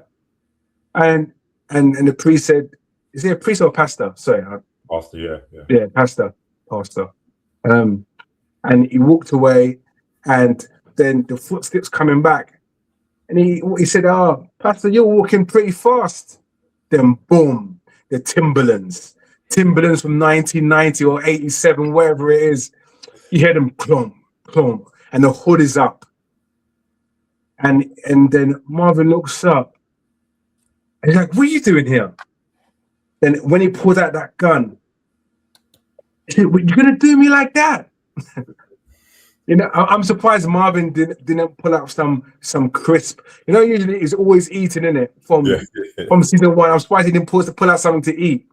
Yeah. And he said, "No, I'm not going to shoot. I just want to smoke." And then he gave a proper speech to Kanan, like, "You're going to have an empty heart if you do this." And kind of, he said some truthful words. Do you get what I mean? Right, which Kanan heard, but totally disregarded. Yeah. And then Marvin says, "What are you doing? You're gonna cut me up?" Bam, bam, bam. That was it. You know when Avengers, when Loki and Hulk and Loki started about to start like rant, and by then Hulk already smashed him apart. And that's how it happened, literally, and it killed him. And what made it worse, the camera crew gave you one angle, then another angle, and another angle. I was like, oh my. They were that's what I'm saying. They knew he was such a fundamental character in this whole season 3 of Power. Yeah, they couldn't just let him die without some kind of 1980s montage, bro. It was all angles, like they done too much. That, like, because they didn't do it with Lou. Like, yeah, Lou was kind of like, no one really cared about it, to be honest with you. Yeah, everyone loved Marv, and everyone loved him so much that they had to give him that homage death, bro. Yeah, because also the show that Marvin had a heart, especially with that young kid as well. Yeah, looking out for her and all that kind of stuff. So he had that, and also he had a conscience. You know, like when Rack was doing something wrong, he was like, "What are you doing, man?" It's like he always kind of questioned. And Lou would like, "I don't want to do it," but he would do it. But Marvin, yeah, it was such a key character within the Raising Kanan. I remember initially at first I didn't like him. Do you remember how he used to go on? Yeah. And I think that kind of therapy kind of thing, like yeah. I remember the time I actually thought, I think it was season 2, when we thought he was going to get killed in the tower blocks. But the guy in the wheelchair saved him. Yeah. Do you remember that? Yeah. So, and to see him go out, I just felt, nah. I was actually upset. I was like, oh, you know what? But you know when someone's like, you've done a good job being this character. Thing is, Mark fully like 9 lives, boy. 9 lives straight. There's so many times where we thought he was gonna die, and it's just like, Man So, survived five yeah. seasons, boy. Well done. No, facts. I leave you to the next deaths. Oh yes. Boy, Finally. yeah. The thing is, yeah, this death was quite satisfying because not all death has to be like all dramatic and exploded. But yeah, Pops and Snaps finally bought it, and it was Duke that killed them because there was this whole thing about obviously trying to find out who killed Famous. You know, and, Detective Garcia was helping her out and stuff, but I think he kind of grew a bit of a conscience, especially when the ex-police captain killed himself, innit? In the previous episode. So he just thought, you know what, I want out, like, you know, just told him what he needs to know and stuff. And then when I think, when Duke told Kanan just still like, well, this guy's got so much pride. He's just on evil, isn't it? He just want like, but I think deep down, he still cared about Famous, obviously, but he couldn't even just like temper himself down for his cousin. Do you know what I mean? So he's putting it down to, okay, Famous must have talked, so he obviously got himself killed. But obviously, when Kanan went to go and confront Pops and Snaps about it, and they're like, "No, we didn't kill him, but we're questioning your loyalty now and stuff because you're questioning." And he said, "No, I'm loyal. Still got to do what I'm going to do." Because I think they had a conversation with Breeze earlier as well. They got rid of Breeze, innit? Because Breeze just went and done his own thing on the side, innit? So they got rid of him. But I think where he's kind of questioned and like, you know what, Duke's thinking, nah, Fame was proper part of our crew, innit? Probably us. You're not like, you don't care about. I'm giving you information about who killed him. You don't care. So let me handle business myself, basically, because this Pops and Snaps they're just irritating. Like they're getting in the way and stuff. They think they're rough. They think they're untouchable, and that was probably the last. They probably didn't see that coming at all. No. And she killed them with vengeance, you know. She even just like she made sure they were dead. Do you know what I mean? No. And this is the thing. But I was surprised at that particular scene. Usually they've always got a bodyguard. Yeah, it's true. Always got a bodyguard. I was like, oh, where's their bodyguard? So I was shocked. They didn't see them outside. They're just always sitting down, bro. I think that's the first time them stand up, bro. If anything, they're either sitting down or just getting into a car or something like that. So to see them casually having a walk under a tunnel, sorry to hear that. And I think that was Duke's first kill. I don't know if she's killed anyone before. Yeah, I don't know, you know. I'm sure she killed someone before. And then Marv, that girl, do you remember that when the drugs, when the husband was beating up on the wife? But did she kill him? I'm sure she did, you know. I can't remember. I thought she just battered him or something. Got him battered her. Oh, yeah, Marv beat him up, innit? Yeah, but I don't think he died. I don't know. Yeah. But I think that I'm pretty sure that was. I don't know what makes me think it's her first kills, but I think that was because she's never. Obviously, she's troublesome and all that, whatever it is. But I don't know if that was her first kill, and I thought that was her first kills. Mm-mm. But yeah, no, she had to do what she had to do, and I respect it. Yeah. And just moving on to another character. I actually like Breeze, you know.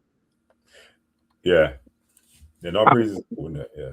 Yeah, I do like him as a character, and obviously, because he thinks Kanan is actually his actual brother. Mm.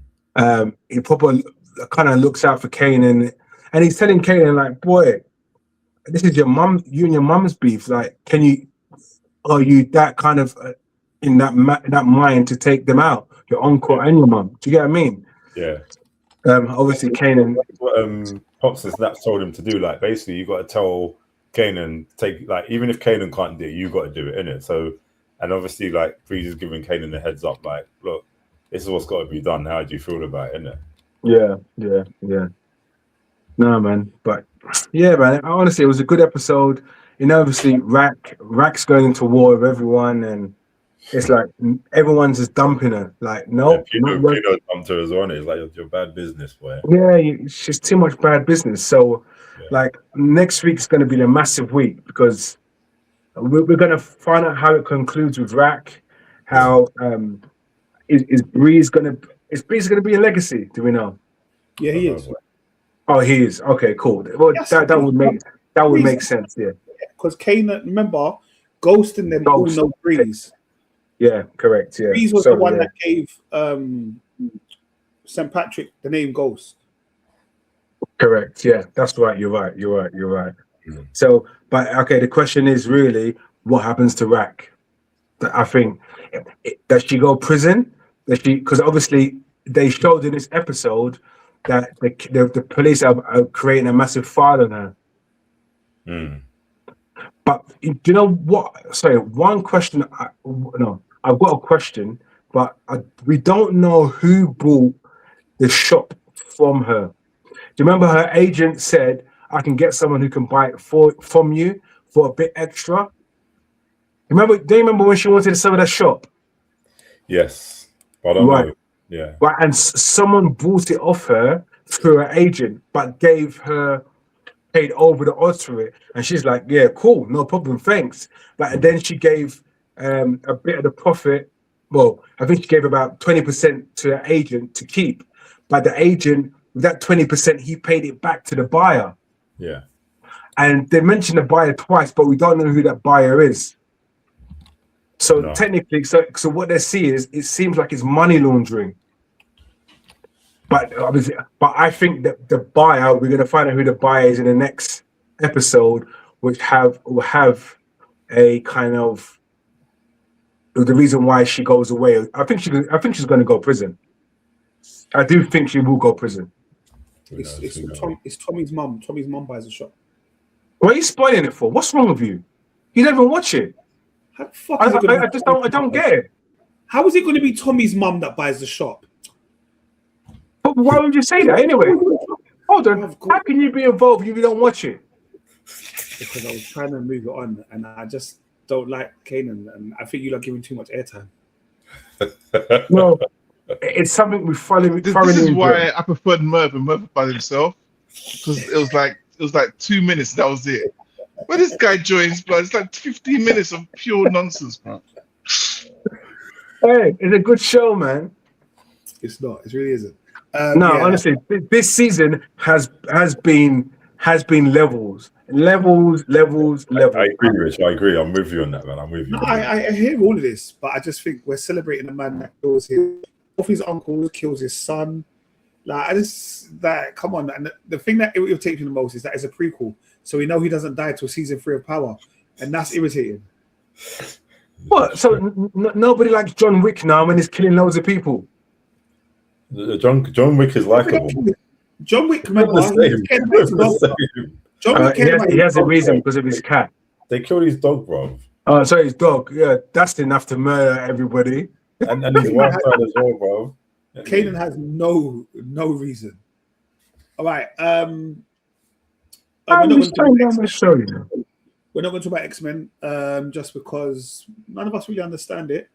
But my only query is that I do hope that the real life X-Men or the live action X-Men is nothing like the cartoon X-Men, and we're not going in that same direction, because I think that would be a horrible thing to do to the MCU. I think if you watch the old X-Men, they do random stuff like this, unless it's a saga. And I think that's probably what happened. To me, this is like X-Men meets What If, bro. It's just too much, bro. Every week is something new, and then there's a loose theme that kind of runs through it. I'm just watching it for the animation now. No. X-Men was like that. I remember randomly in the old X-Men, they had like a Jubilee thing, and I'm like, why are we doing Jubilee? She's the worst character ever. And you do a Jubilee thing. They did it in season 1 of this one, and they did it in the old school X-Men. I hated Jubilee. So they do this. They do random things and then bring it back to a bigger saga and a bigger event. Yeah. So I think I just prefer the films. Yeah. What? Right. So next week's the last episode, right? Yes. Okay. Cool. Episode 9. Yes, 9 episodes. Yeah. Oh, well, maybe it's not next week.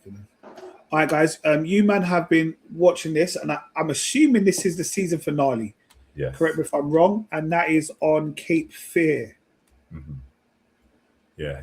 Tell me what. I hate the last episode, man. I hate the last episode. I knew you wouldn't like it too, Tom. Exactly, because you know me, man. You know, there's certain things that are just logical. So when you don't do, you can tell when they just rush things, you can just see it.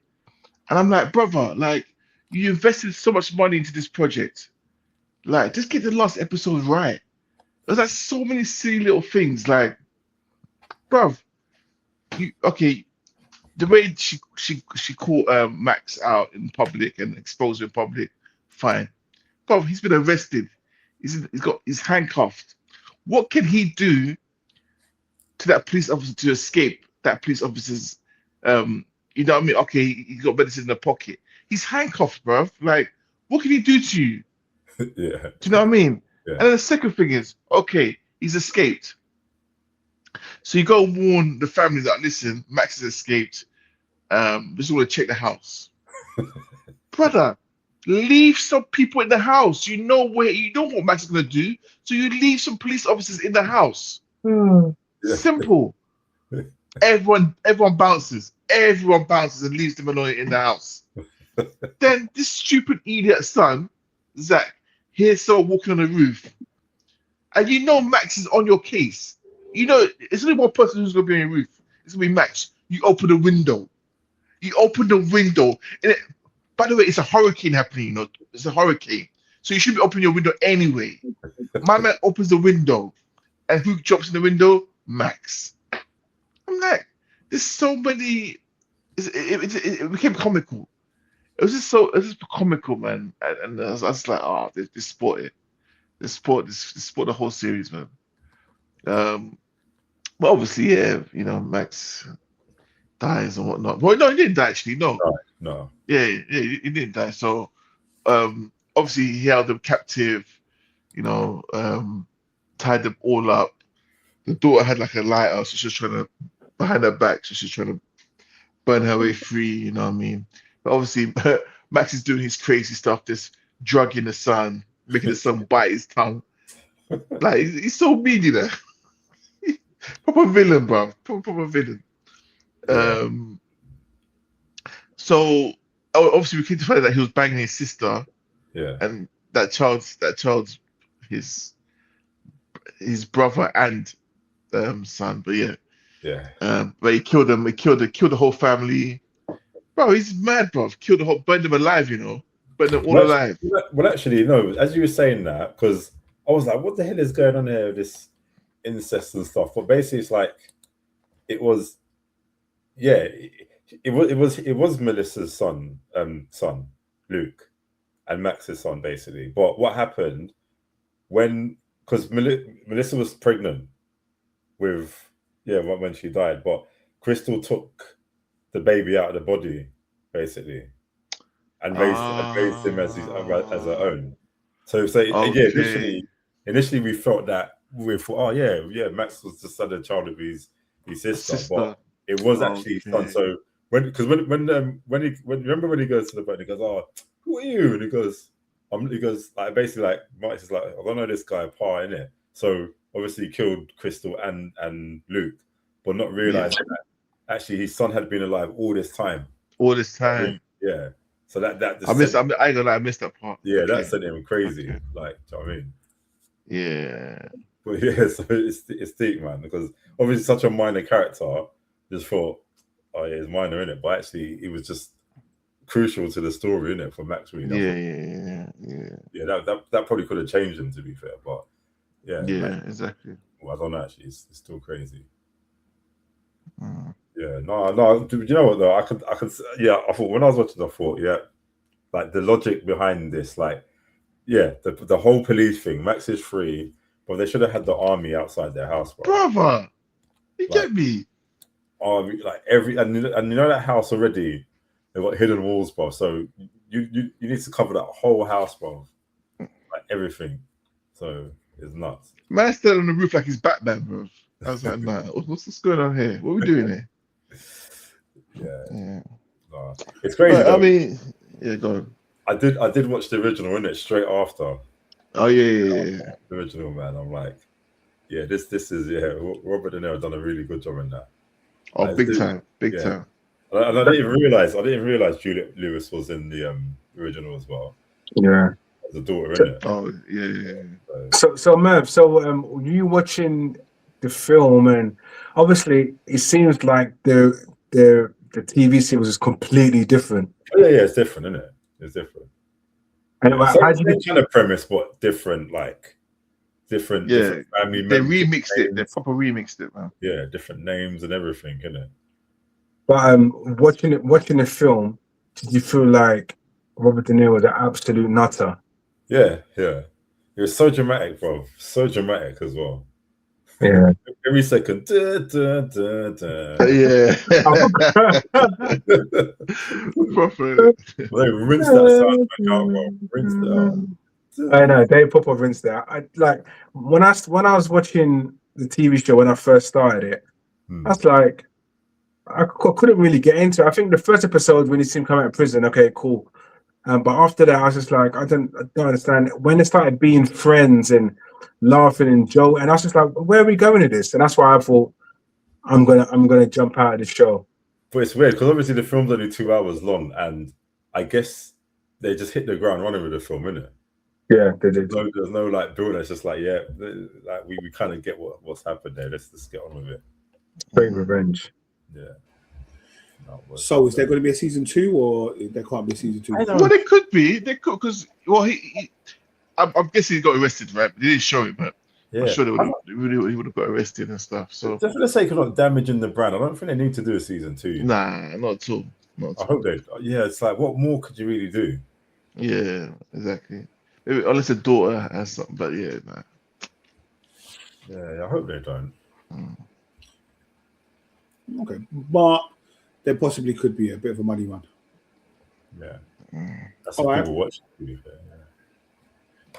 Yes, if people did watch it, to be fair.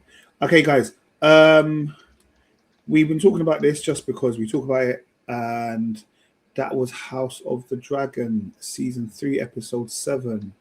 I'm going to hand over to you, Rich, because I know you watched it. Because you're not. I didn't watch it today. So I know.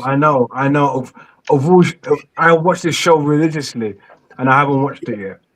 You got he's not even at work, you know. He can't do nothing. No. Listen to me. Obviously, I was meant to watch it. The missus, innit? Well, obviously, I'm off and she's working, so it was like summer holidays. So we just didn't have time to kind of watch it. It only came out this morning, right, or late last night. Yeah. So that's the reason why. Okay, but it always comes out on a Monday. And no, but what I'm saying is, I was just clarifying. Late last night or this morning. I appreciate that. But what I'm saying is, normally, even when you're working on a Monday, you still have time. Like you said, I was watching it with my missus, so I'll watch it with my missus because she also loves it. It's summer holidays. She's still working, and there's children. So, occupying and doing both and not finding time to sit down and watch it. I'm sure you understand that as being a teacher and off on holidays and stuff like that. Well, I watched it. Merv, did you watch it? Yeah, I watched it. Kel, did you watch it? I watched it. Okay, cool. We've all got kids, yeah. We've all got kids, yeah. All right, cool. But you watch it by yourself. Yeah, 100%. Okay, then it's different. I don't. Let's get on with it, please. Your missus on the podcast when you're not here, guys. Sorry, I said maybe we can invite your missus on the podcast when you're not here because she watches the shows. Yeah, I think she will go into it more than 15 minutes. All right, guys. That's what I'm saying to you. House of Dragon. The parts I really liked, the parts I didn't really like, but it was a good. I think again, this is the penultimate episode of the season. Yes. So, are you gonna elaborate on the parts you didn't like and you did like? No, I just like the dragons. Yeah, I like the dragon fighting. All out dragon beef today, boy. Yeah, that was the best bit of the whole thing. Not the words, just the fight that the sheep, what they called him? The sheep stealer, and the rest of the dragons were trying to fight. I didn't like it though. I didn't like it. Well, the Even episode that was dragons. No, the dragon fight. Even that didn't have no logic. But there's like 4 dragons against 1 or 3 dragons against 1. But what if you just smash him up, man? What are you waiting for? Do you know what? The reason I liked it, is because I don't know what I expected to see. I don't know why I didn't expect dragons to fight each other. Like, in my head, the dragons are just there to fight the rest of the people, innit? Like, I don't know why I thought the dragons were brethren, but they clearly weren't. No, because obviously, sheep stealer, he's untrained. He's a feral. Yeah. Do you know what I mean? So like, obviously, like to the other dragons, he's a waste man, basically. Do you know what I mean? He's a the man that is always on the roadside. It was just the way the dragons were looking at each other. You know, you can see the fire in the back of their throats, yeah? But no one ain't trying to do nothing yet. Like, no one ain't trying to do nothing yet. They're just trying to size each other up. No, they wait for the command. So they wait for the master to command them. Yeah. So can I ask why they're fighting? What's happened? Because basically, Rhaenyra's found now, innit? Rhaenyra's found, what's her name, finds out. Rhaenyra finds out that she killed her son, basically, innit? Yeah. Because all this time, Damon's just been trying to protect her, innit? Like, and obviously told Rhaenyra that someone else done it. But yeah, she's been found and stuff. And this is when all the dragons get involved and stuff. And yeah, Sheep Stealer basically is no more. Basically, because Sheep Stealer was still flying around the area where Damon told her, leave, get me this man. Yeah, exactly. But she's still roaming around, and they're like, hold on a second, that's Sheep. So they all try and follow, but she escapes, and they finally track her down. And then, so they just basically fight. Yeah, that was probably one of the 2 action pieces for this episode. You know, but there was a lot of did you notice it said like at the beginning of the episode, this episode's got sexual content in it? I'm thinking, doesn't it always? Do you know what I mean? But I'm thinking, they went to a part where I'm thinking, couldn't you said the other word? Do you know what I mean? That would have prepared us, because like what's his name? Damon had Aemon had a fever dream, and it's just. But what is that? What's this incest business, bro? Getting it on with his mum, boy. Like, Malfoy was getting on with his mum and was fully ready, fully ready, and fully horny and fully ready to unload, bro, on your mum. Yeah, like, I want to give you a son. I want to give you a son, innit? That's what she was saying. Yeah, I'm like, but Rich, it wasn't the mum. It wasn't the mum. Rich, it was the other person. The witch. Yeah. So and what's her name? Addison comes back home anyway. She comes back home like literally a couple of minutes after that happened. Yeah. Stuff. Just Aemon's so this guy is heartless, you know. Imagine that guy got your mum home safely. Yeah, let me shake your hand. Bye bye. Like, no outsiders can be trusted. You know what I mean? So cannot be trusted 1 inch, bro. Yeah, and obviously we found out what happened to Corliss. Like, he's been captured by Hightower. Otto. Is it Otto? Not Otto. Woman. It was good that he wasn't dead, because we thought he was dead last week. Yeah. So like he's just basically like, oh no, we got the leader of the Valerians, you know, and like he's just probably trying to charm him and stuff, innit? But Corliss ain't having it. It's like, well, what do you want from me? Like, you know, he's not having that at all. Because he's already he's charmed one of the riders, the dragon riders. Yeah, that's right. Yeah. So he's like fully on board with that. Yeah. So at least he's got 1 dragon. He's got 1 dragon now anyway. On his side. Well, 2. He's got two dragons, I think. Yeah. But you know when a dragon's aligned to you and you're dead, can someone just claim it back, or? Yeah, they tried to. They tried to. You remember when Aemon's dragon? That wasn't his dragon. That was one of that was Damon's first wife's dragon, right? Do you remember? Oh yes. It was Damon's first. Yeah. So when she died, well, she asked the dragon to kill her. Yeah, I remember. Yeah. And then Aemon was tentatively went to the dragon afterwards and said, "Listen, I'm your new owner. Aim, Yeah. you know what I mean? Yeah. Oh, okay. And it just Okay. depends if the dragon accepts you or not, basically. Yeah. Yeah, that's mad. And obviously, what's her name? The Massaria, like she's, like how she's just kind of been part of like the royal whatever, like The table, the round table. But basically, one of her colleagues was like, look, once you're a whore, basically, you're always a whore. Don't get too close to these people and stuff like. So she just basically just like reminding her of who she is, isn't it? Like she goes, what kind of power do you think you have here? Like I felt sorry for her because she's just probably been like quite noble for a long time. Yeah. And then I don't know what her plan is, but obviously she's probably like Rhaenyra's just kind of all just again, she's always in trauma, in it, Rhaenyra, and then obviously she consoles her, and then they end up sleeping together anyway. She seduces her straight. I'm thinking there's some after that conversation. You got something planned. Do you know what I mean? Like, I don't trust it. Yeah. But I think the biggest scene for me was obviously Aegon.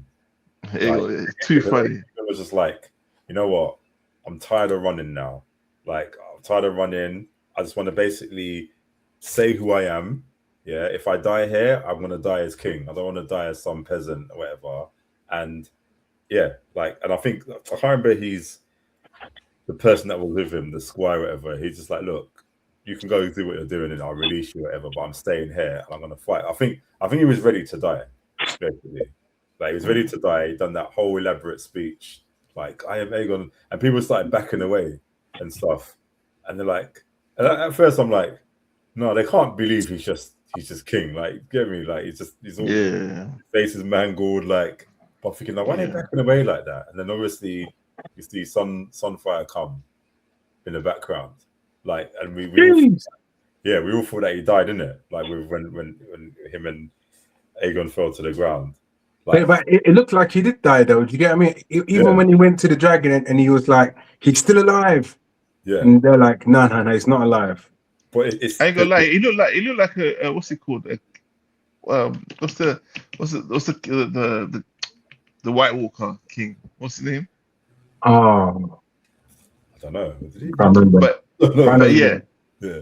But yeah, the dragon was mashed up. It looked like a zombie dragon, basically. Yeah, basically he literally mirrored Aegon's face, isn't it? Like Aegon's face is like on one side, Sunflower's face is mashed up on the other side. It was a perfect symmetry for both of them. There were rumors that's watching. Yeah, and then he was like, and obviously Aegon's kind of surprised himself, like, because I think he was delusional, like he's there, but he's not really there. He just always went to find him. And then what's the word they say? What's the command they give? When they want to the Jacaris. No. Jacaris. Yeah, Jacaris. Flame on, bro. Just killed all those people in there. I thought, no, that was sick. I like that. Yeah, I did like that scene. That's good. Yeah. So that yeah. Go, we're mad. The Night King. The Night King. I want to say he has no name. His name like Ralph in it or something. The Night King. Yeah, Night King. Yeah. Yeah, but apparently, if they do make him the Night King, that's something they've added. No, they can't anyway, because remember the Night King was made years ago. Yeah, like years before this even. Do you know what I mean? Yeah. All right, we've got one more episode of House of Dragon as well. Before we get into the film of the week, just to let you know, Lioness has returned for season 3. I don't know who you haven't watched it yet, have you? Okay. No, I watched it yet. Okay. It was all right. It's a bit confusing though. Yeah. To be fair, I think Linus is always confusing. I was very confused. I like it, but when it comes to these kind of special ops, all the technicalities about it, I'm just like, yeah, just show me action and the main plot. When they kidnapped her at the beginning, and then all of a sudden I saw her jogging in the park, I was just so confused. I'm like, what the fuck? Earlier. Like, is this a prequel? Like, they didn't show this earlier, nothing. But obviously, I don't even know who they're trying to trick by kidnapping her to do this. It didn't make no sense. Yeah, I had to rewind it. Yeah. But I will also let you not know this. obviously we're in our 40s, so I think we might be lucky. But if there's ever a war, don't bother fighting it, bro. Don't bother, bro. Just don't bother. Like, I didn't want to sound like Merv and just say just give up, yeah. But they showed a part of war that is not man-to-man combat anymore. There is no hand-to-hand combat, bro. There's no rules in war, bro. No. I'm rules. talking. No. Bro, when I say things, man, you fight with guns, bro. You're fighting against drones. Yeah. Bro, that bit when the drones were coming, I got shook, and I'm at my house. I didn't know how they was gonna make it out of there. It was Skynet, bro. Skynet. Bro, it looked like something straight out of Terminator. Okay. You can tell when they all got back into base, yeah, and everyone wants to talk about it, they're like, no, not here. No, not here. No, everyone wanted to talk about how, like, what the hell did that happen? Not here. We're not talking about it. But yeah, and then obviously at the end, No spoilers, brother. Okay, sorry, my bad. You already done bare spoilers, but I know we said at the end, I was like, bro, this guy's gonna say no, but there's no end as well. spoilers. I haven't told you anything that's happened, bro. Hunters all over again. Cool. Just quickly though, go. The Shy 8th season is done now. Yeah, really good show. Or like it's a black show basically. But yeah, 8 seasons. I think it's the longest ever black running show. Yeah. So yeah, big it out. Well, you said you're on the 8th season. Yeah, they've done 8 seasons. Yeah. How many episodes in a season? 10. I'm guessing about 10. Yeah. Okay. You know, when you say 8 seasons, I get worried, innit? I'm like, boy. Yeah. No, Shy's good. I think I'm still in season 4, but Shy's good. Well, anyone seen Fightland? No, because it's not. No, I understand. Oh, okay. Hasn't it? No.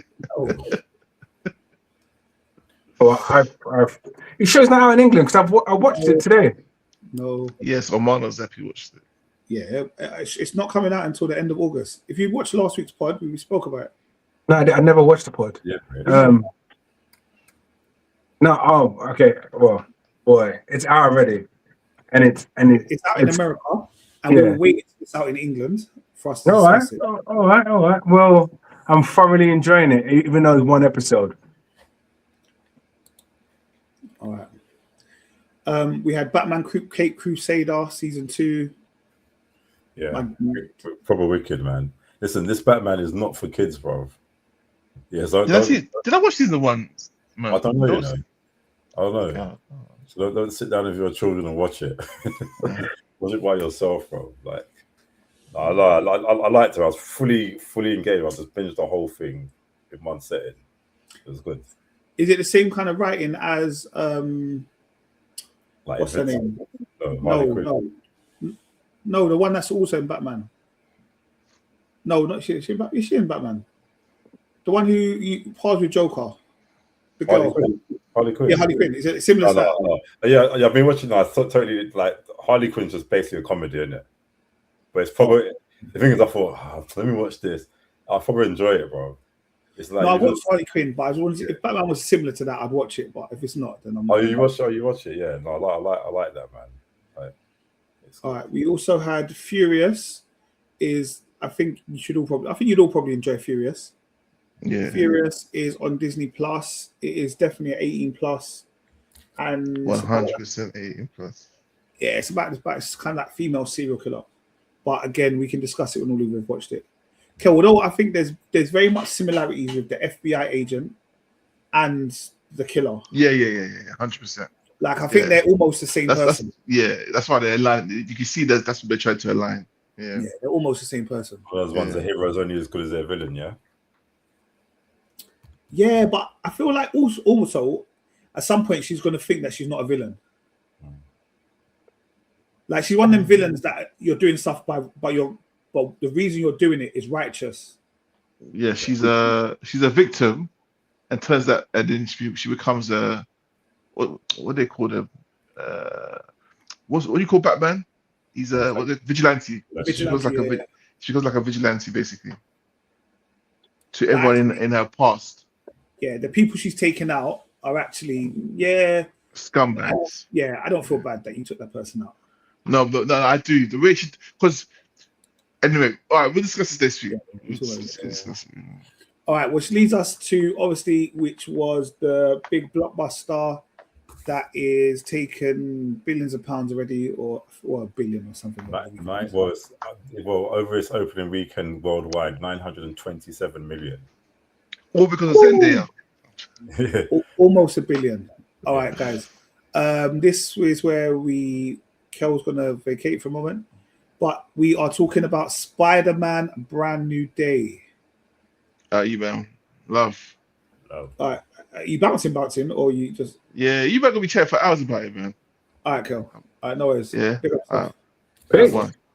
Peace. All right, guys. Spider-Man: Brand New Day. Rich has gone big on the screen again. Oh, you're kidding me. Mervin, can you sort it out, please? No, you sort. Bro, it's not hard, bro. Head and shoulders, bro. That's it. 1 second. Oh, gosh, no one told you to touch it. No, this is unacceptable. Why did he trouble it? Steven, No, because you told me to sort it out, so I tried to. We're gonna have a week's break. Yeah, sort yourself out. Yeah. All right, cool. It's funny because we just look like we're in high order as well. But it's not the heights. All right, guys. So, Spider-Man: Brand New Day. So good I had to watch it twice. What are your thoughts on this film? Do you know what? I didn't enjoy it as much then as I probably think everyone else enjoyed it. I've got quite a bit of gripes on it. And I feel that obviously we're going to go into it, but I do have my gripes in the film. I felt some parts of it wasn't necessary. Parts of the storyline wasn't necessary, but it is a good film to watch. But we can get into it and how you guys want to break it down fundamentally.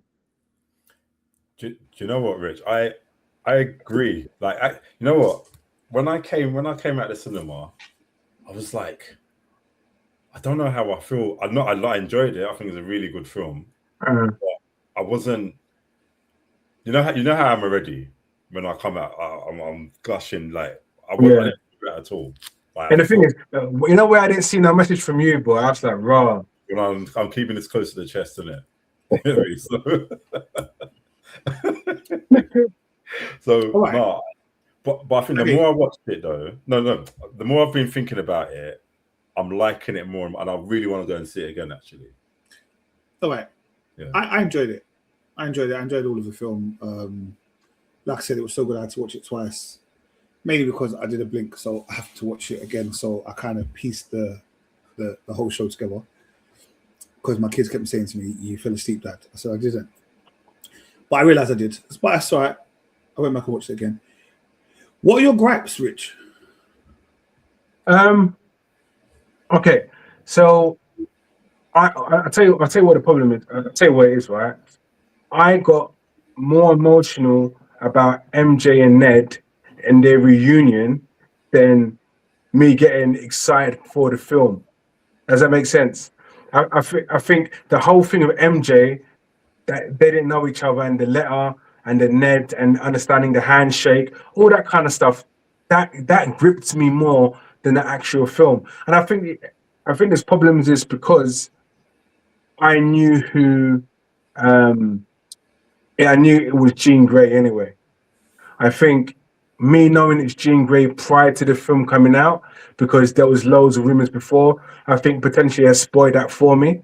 The whole thing about VMAX, like in my mind, and the way they were talking about VMAX, I assumed VMAX was like something linked to the Phoenix, but it was actually linked to her sister, and I'm like, the sister? I don't really care about. I don't care about Jean Grey's sister. I don't want to know about Jean Grey's sister. I felt that the film should have been more. The film should have been more than that. Jean Grey's sister aspect of things could have been just a flashback, like we saw flashbacks, but then moving on, because VMAX to me seemed like a lethal weapon. Like when I mean lethal weapon, that couldn't be exposed to the world. That's why it was trapped in a vault. And I felt that maybe she wanted. It's me, innit? Because I thought to get what I mean. And when it came, because her sister, they wanted to take her sister's abilities so they can use it for army. I was like, oh, this is all the same thing. I've seen it so many times. But I know she was the first mutant to be brought in and everything else into the MCU and everything else, but I just wasn't happy with that particular story. And obviously it was great her jumping into bodies. I felt that was really good, and having conversations with constantly different people, that was good from that aspect of things. But the storyline about her sister, I didn't really enjoy. I like that they showed during a period of time that Superman had his battles with Tombstone and Scorpion. I don't understand why Scorpion's so much into this film, really. Because Spider-Man. Sorry? Spider-Man. I thought you said Superman. I got confused. Sorry. No, I was talking about Scorpion. I was like, I don't know why Scorpion's so much into this film, because he's been there in the past. So I was like, okay, yeah, Scorpion, okay, we've seen you before, you're not a new character, but Tombstone, they could have played on Tombstone just a bit more. But it was good seeing Tombstone, because he's one of the original characters from the animation. He's always been there. What was my other gripe? My other gripe, obviously, Merv, already, Hulk. Like, look, don't put him in no films. Just don't do it. Just don't put him in. The only good thing about Hulk, right, when he lost control, was that he got bigger than he was previously. And Spider-Man said, I never knew you could get that big, because obviously in Endgame he was never that big. Do you get what I mean? And that was the only thing. And I expected him to Hulk out a bit more than what he did. Yes, that scene was really good. That scene was really good, but I just felt it just didn't hit enough. And when Hulk changed afterwards, and he was in there being put into the ambulance. Oh, did I hurt anyone? It's like, what are you like? You're wearing a wristwatch to control yourself. That broke though, isn't it? Yeah, but this is what but come on, geezer. Look, you're Incredible Hulk. Yeah, you're Incredible Hulk, and you're wearing a wristwatch to control yourself. Geezer, anyone can knock that wristwatch off his hand, and then what? Do you get what I mean? I just didn't like. I just felt Hulk again was a character that was used, and it was used incorrectly. It was good that he hulked out, which was great, but I feel that if you're going to use Hulk in the film, I wouldn't mind Hulk hulking out and then leaving. He realizes how much damage he's done, and it goes into the jungle, just like what is it, Norton? Was it? Yeah. Ed Norton. And what Ed Norton did, and stayed away from everybody. I wouldn't mind that happening, because he realized how much damage he's caused, and he cannot be in the city. But they said they're taking him to the psych. What's it called? Like called in it, like a psychiatric. What's that going to do for Incredible Hulk? Hold on that part. That's one thing that bugged me. No, okay, sorry. They're not taking Incredible Hulk to a thing. They're taking Bruce Banner. Yeah, no, but but it's the same people we're talking about. That bugged me because he was under mind control. Yeah, all the guy wanted to do was teach. Just wanted to teach and stuff. His mind got hijacked. Obviously that brought out, even when Gene left his body, he was still kind of like, no, it's released the Hulk again, isn't it? But the thing that bugged me about that is that he's not crazy. Do you know what I mean? He's not like having a mental breakdown. It's just that his mind was taken over. He wasn't responsible for anybody. Like, and all someone had to do, whether it was Spider-Man or the Punisher, had to say, like, you know what? No, he was under control. Do you know what I mean? So guys, I feel like we're picking on bones here, yeah. No, that was too. No, the reason why we're picking on bones is because everybody that their mind was taken went in the same ambulance. Even the old woman that was driving the tank. You remember the general population don't know what happened. Yeah, but but they no, Every man. one of them. No, Every okay. one of them, when their minds got taken, they all got taken to the ambulance. Sorry. There, you had people got arrested. It had nothing to do with it. Sorry. We're talking about a lethal weapon here. Hulk is a lethal weapon.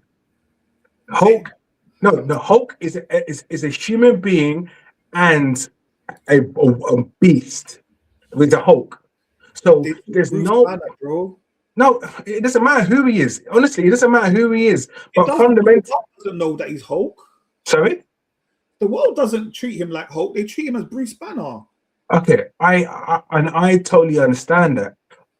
However, he's not. At the end of the day, he's a lethal weapon. That's what it is. It's like Giza. It's like releasing someone who's got schizophrenia. Oh yeah, he's okay today. Oh my God, he's switched, but he's taking his medication, isn't he? Do you get what I mean? He shouldn't be in that circumference with normal people unless he's doing science or anything else, because this is something that could happen. This is the exact reason why Iron Man built the Hulk. What's it called? Hulkbuster. Yeah. This is the exact reason why he built that for this occasion. They have not prepared for it. It just doesn't make sense. It's ridiculous. It's okay, well, guys. Okay, well, let's. The fact that no other Avenger was there to help sort out Hulk meant it doesn't make sense anyway. We and this I'm saying we're trying to bring logic into the MCU. It's not a real world, yeah. No. And I understand, I understand we are gripes. I understand that you hate Hulk being in films if he's not going to spaz out, and I hear that. Like I hear it, yeah. But it's not a Hulk film; it's a Spider-Man film. No. Listen. Last Spider-Man, it was a Spider-Man film, but Doctor Strange was in it from the beginning to the end. Yeah, and I get that, and I don't mind Hulk being in films, but you kind of got to use Hulk properly in his true format. There's no point putting him in. But this is not about. But listen, this is one of my gripes that I'm going through. Do you get what I mean? These are one of my gripes that I'm going through. So I'm speaking more on Hulk based the fact that I'm more of a Hulk fan. Mm-hmm. Do you get what I mean? So don't think this is all about Hulk. And I've mentioned the other characters previously, like Jean Grey. I liked her, like I said. Okay, sorry, going back the to storyline. Sorry, going back to Jean Grey. The fact that you wanted Jean Grey to be the Phoenix, and we haven't. This is the first time we've met Jean Grey. It's preposterous. No, you're probably right. You're probably right. No, but this is what I mean, Richard. I'm saying, like, when I went back to the beginning of the episode where I spoke about the fact that Endgame and all of those things have ruined how we see films and stuff now. No. Which listen, I totally understand. It doesn't mean it had to be the Phoenix. It had to be a better storyline than her sister. Like, I don't care about Sarah Grey. Well, actually, you have to kind of, if you accept Jean Grey in the film and all the badness that she was doing, remember there was a reason why she was doing that badness, because they literally, Damage Control kidnapped her. Yeah, they kidnapped her and then they killed her. So it's like, that was her main. And remember, she's not the Jean Grey that we know now. She's just a young girl. Their mother left them. Like, she's going through trauma in it, and I mean, arguably, it's like she was a bit selective with who she was kind of possessing, because I want to know what happened to that man that got hit by the bus or something. He died. Like, because like even she shot the other guys in the leg when the Punisher came in. But anyway, that Sarah, like, I don't think Sarah was a big part of the film anyway. No, but Sarah was the driving force behind everything she done. And I think people were kind of saying that VMAX might have also just been a callback to her Stranger Things character. Just like, let's just call it VMAX because she was Max in Stranger Things, isn't it? I don't know how true that is. No, I just think but look, to be fair, I thought the whole VMAX thing was a little clever little thing. Yeah. Like, she looked up, she saw the V, the paper was folded over, she saw Max. I thought that made a lot of sense. Yeah. No. Listen, I'm not saying it didn't make sense. It made sense. It made sense. but it's just my expectations on what I probably wanted to see more. I would rather her would have got, I don't know, an Xavier or someone just to, because we're talking about, I know everyone knows Jean Grey and she's part of X-Men and everything, but I would rather it be more than her sister. Her sister thinking can be a flashback at any period of time.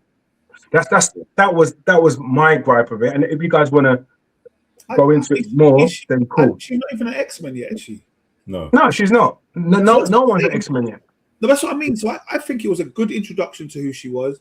I thought the cameos in the film were good. I enjoyed the back and forth between Spider-Man and Punisher.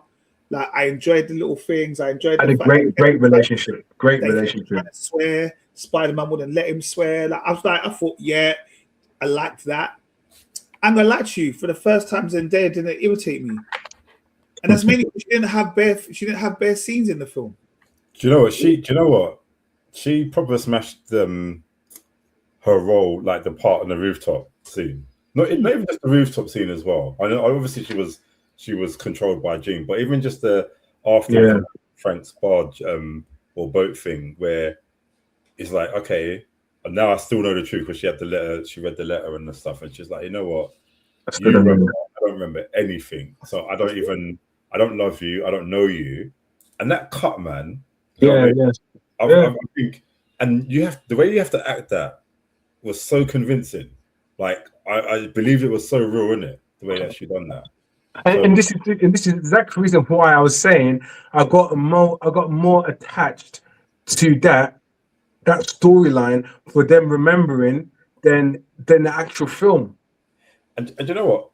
Maybe it's an unpopular opinion, but I hated the fact that they done that at the end of No Way Home. I just thought, like, what's the point just making everyone forget about him, and then it's going to come to the next film and everyone's going to remember him some way. But I'm like, actually, even though like they kind of made it aware that actually, you know what, MJ read the letter, but she still felt nothing because she doesn't remember him. And also, like, people are arguing that at the end of it, when he goes to Ned and they do the handshake thing, everyone's like, no, Ned's getting his memory back. It's memory muscle. But I'm like, no, but Ned was doing that with everyone anyway. And even when he said Peter, it's like MJ just revealed to him that it was Peter.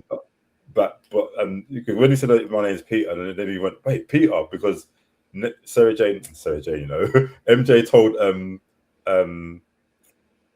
he said bye Peter, innit? And she goes, wait, Spider-Man's name's Peter, innit? So he's probably thinking, hey, like he's clicking onto things, innit? So although while I hated it before, I'm like, actually I accept this now, because you probably saw, I think it's the whole premise of the whole story, like basically is that he has kind of just gone to a bit of a recluse for the whole 4 years. He's not just anybody, just doing his daily things, like he's helping that new cop with cases and stuff. He's going to matured. He's matured. Yeah. Like, even the whole thing about the whole he doesn't have the social life. He's just Spider. In fact, this I swear he was in the suit for the majority of the film, you know. Not even just in the suit, in the mask as well. Because normally you get an excuse to take their mask off, but he was in a lot of acting in the mask, which I thought was quite interesting actually. So the scene where he goes to see the new Black Widow, like, Yelena, I thought that was funny. I genuinely, like, I think there were more funnier bits in the film and bits that kind of like, as an actual Spider-Man film. This is what I'm saying. This is what I enjoyed those things. Like our gripes, I think our gripes are their personal things, innit? I don't think they take anything away from the film.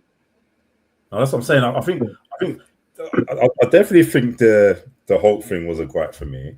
You know, and again, that's probably a bit minor because again, it's not a Hulk film, innit? And I know, like it's a bit on the nose and stuff, but I would have liked that when Jean went away, that at least show the sign for the School of the Gifted, innit? You don't have to show no other characters, but that would pick up a bit more X-Men-ness in it, because she was a big part of the film. No, but I think where she said she was going, that's where Professor Xavier's the school was. Yeah. Yeah. So and I was shocked. There was a lot of Punisher in this film. In fact, I think he was very integral to the story because he shot Peter, and he was just proper like panicking and everything, like, because obviously Frank's just like he's lost everyone, so he doesn't care about anyone in it and stuff. But I think where he really kind of saw Spider-Man as a proper hero in it, like, because he's been through war, he's seen people sacrifice, but not like this as well. Like, don't tell me it didn't warm your heart when Peter came out of the hospital and they went Spider-Man, and you thought, shit, they've caught him, and you looked up at the window and you saw him doing that. It warmed your heart, bro. Yeah, and it was like, that was funny. And it was even more funnier, like him doing that at the window. But when they went into the hospital, when it was just,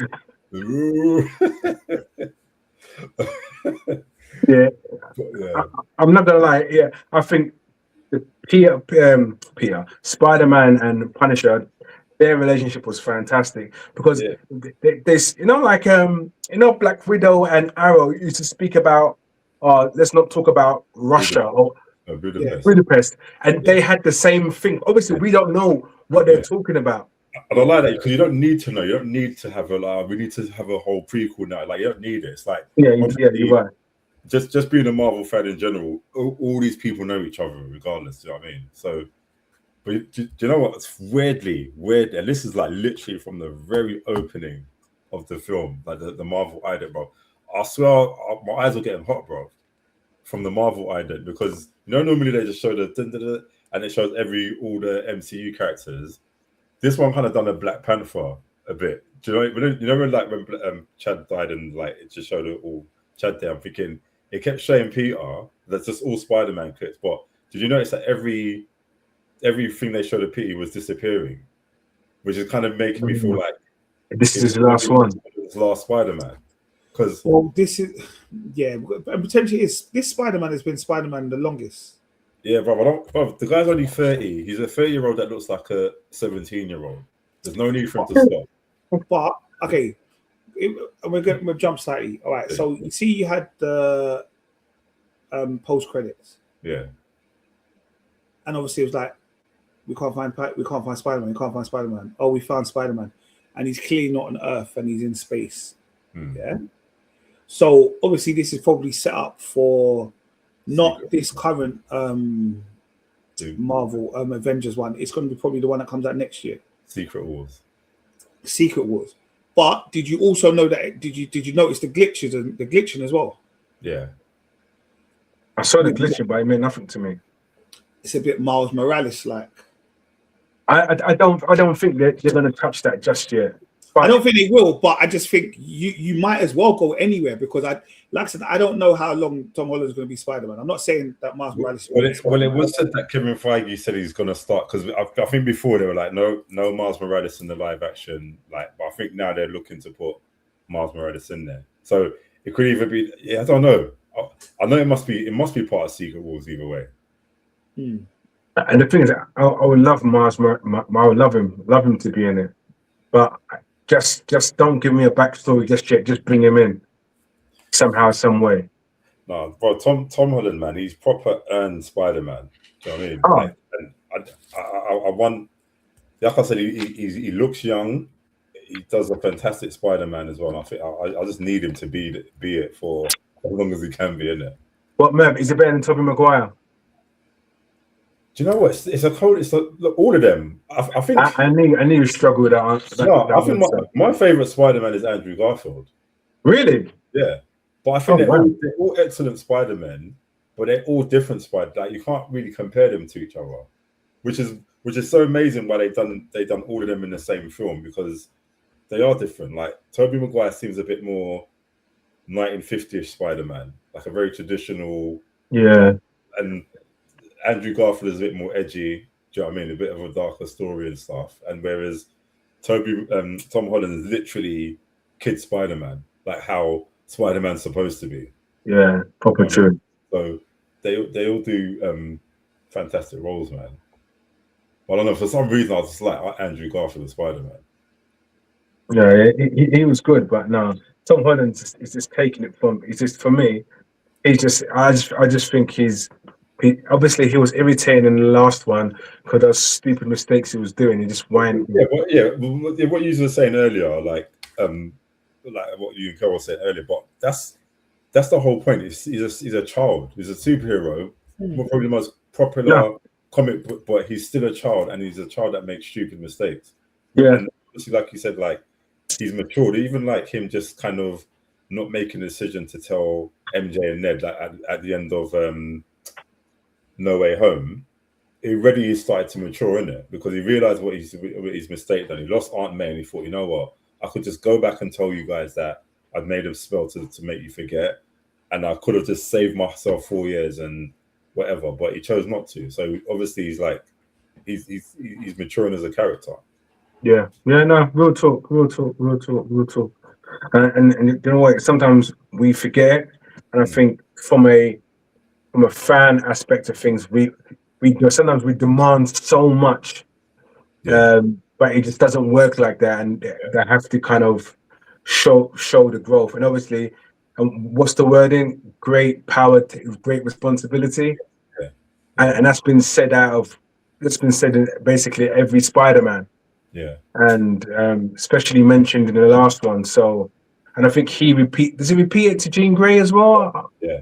That was a good scene with Aunt May and Jean Grey, isn't it? Like, Aunt May. But, do you know what? I must say, man, the action scenes in this were phenomenal.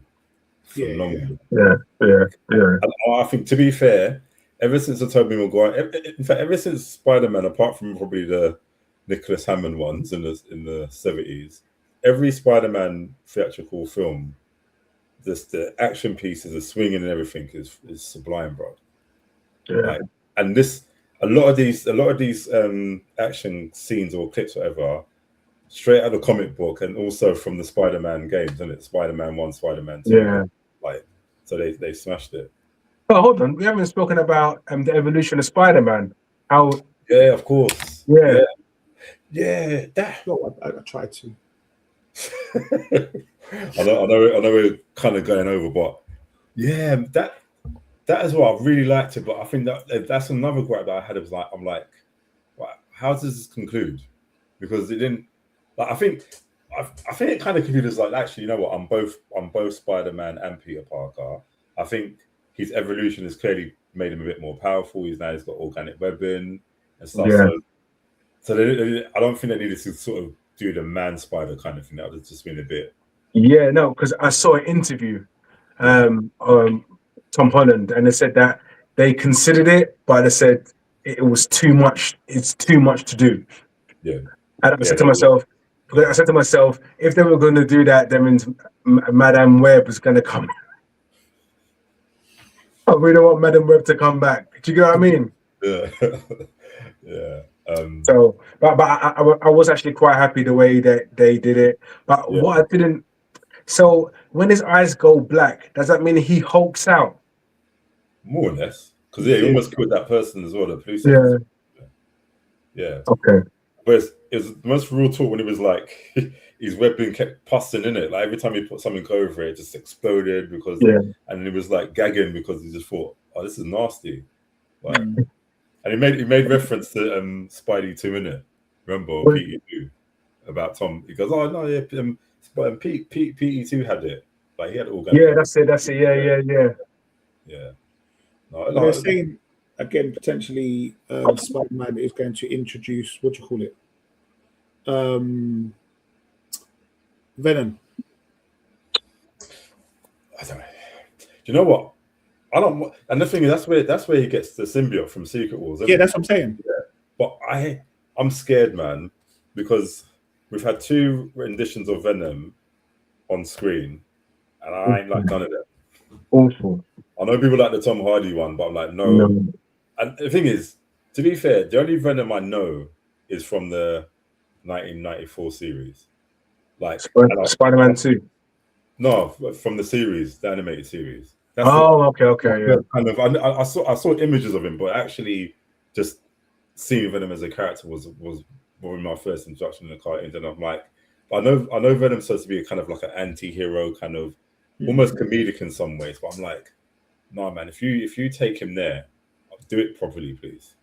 like to me, like it's like to me, Venom having a film and you can't include Spider-Man and all that kind of stuff. It just didn't really make sense. You know, to me, if you're gonna like, I would like to see if you're gonna see Venom in Secret Wars and whatever you're gonna see him in, just change, get rid of Tom Hardy and just make Venom just a rebel. Just make him just a normal villain.